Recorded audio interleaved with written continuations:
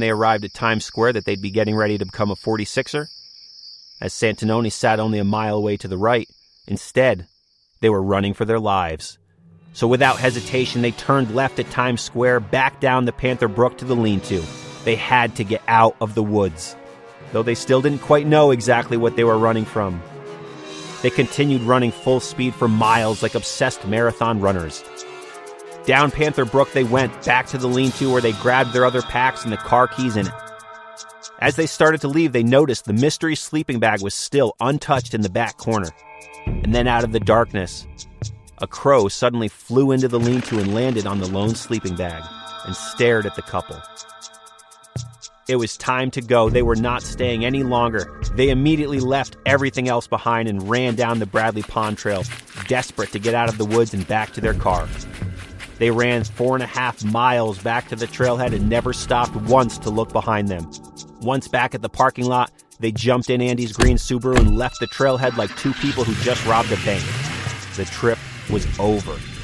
And as Andy frantically drove down the back roads of the Adirondack Park, a large black bear ran out in front of them, narrowly missing the car as he swerved around it.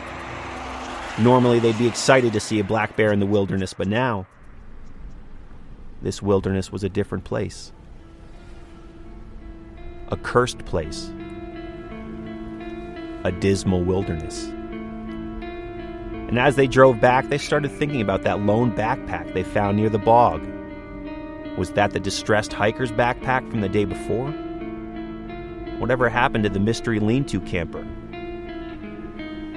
Was that the same person?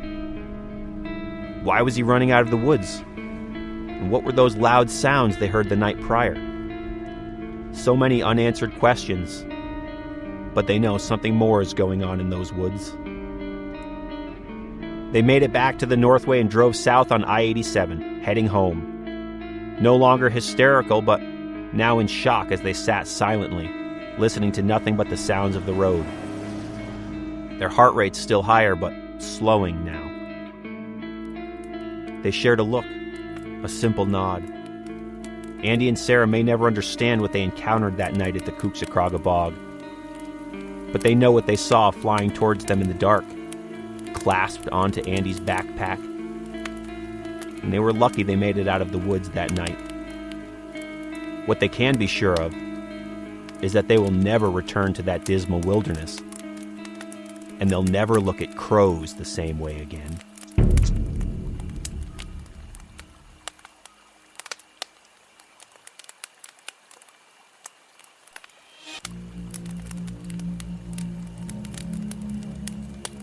Deep in the Santanonis lives something wild, unnatural, unexplainable.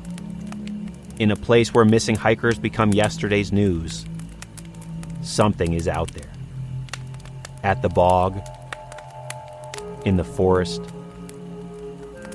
high up in the trees, waiting, watching. And be careful when you see those crows flying above you. You never can tell what they're up to, and you never know if something bigger is lurking nearby. For Andy and Sara, becoming 46ers might not be in the cards anymore. I guess they'll be lifelong 45ers. Hard to say if they'd ever return to finish what they started.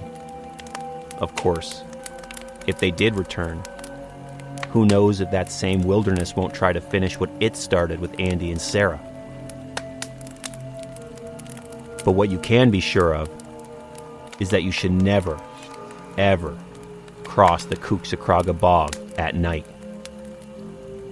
But if you must, no matter what you do, don't step in the water. Because now we all know what goes bump in the night at the Couchsacraga Bog.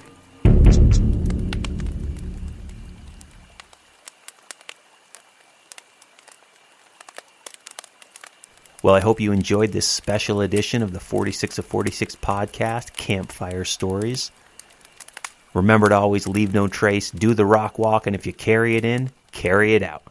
See you on the trails.